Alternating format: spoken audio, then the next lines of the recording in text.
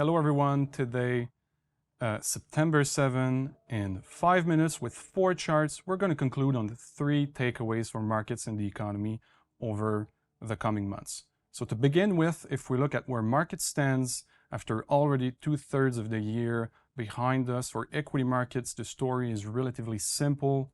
In 2022, a very challenging year, whereas this year, equity markets have recoupled the bulk of the losses experienced last year, whereas for bonds, US bonds, which had also had a pretty challenging year, in their case, their most challenging ever last year, this time they have remained rather hesitant, and as we speak, they stand currently not too distant from their recent low. And now that gap between these two core asset classes can largely be explained by the fact that so far the US economy has proven extremely resilient. We can only look at coincident economic indicators, which include things like payroll employment, industrial production.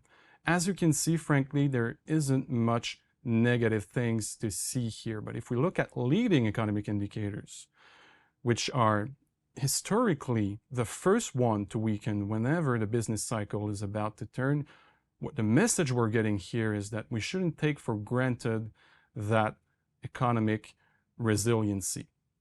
That said, seeing such a big gap between these two indicators for such a long period of time is rather unusual, and indeed, well, the current economic backdrop is definitely unusual, coming out of a pandemic which specifically had the consequence of creating a substantial amount of accumulated excess savings, according to various estimates, around $2.1 trillion. That is 8 to 9% of GDP, so a substantial amount. But that is the story of 2020 and 2021.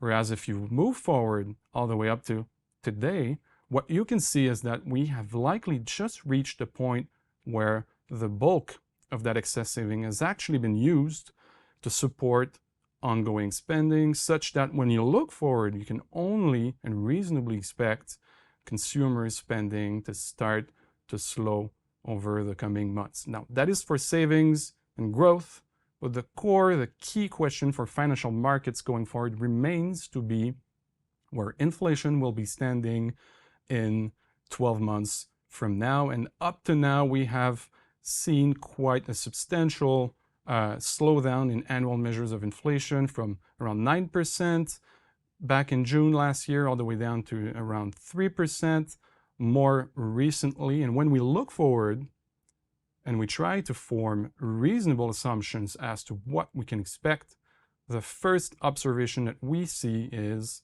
that on a 12-month basis, there's a substantial margin of error, still a lot of uncertainty, right? No one knows for a fact, or can pretend to know for a fact, precisely where inflation will be 12 months from now.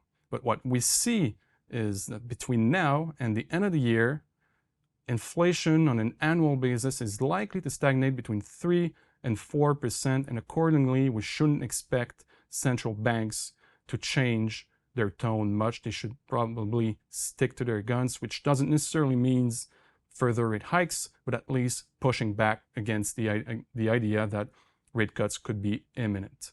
Now, if we conclude, 3 takeaways to remember. The first one, when we look in the rearview mirror, the story of the year has been one of strong resiliency in the part of the US economy, which sparked optimism for the stock market south of the border. But when we look ahead, if history is any sort of guide here, we can only expect the economy to gradually slow down. We'll have to watch employment to really measure just how much economic activity will slow down. But again, a key question will remain to know how inflation and the Fed stance will evolve. But as I said, we don't expect much change between now and the end of the year. In terms of portfolio strategy on a tactical basis, short-term basis, seeing that optimism paired with the expectation of an economic slowdown for us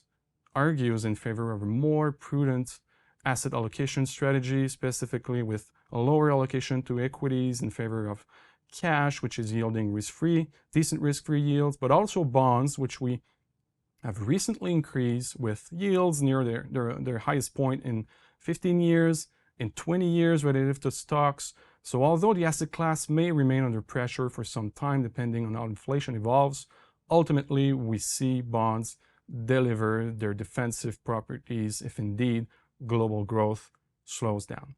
If you want to know more, make sure to follow our various publications. And until then, see you next time.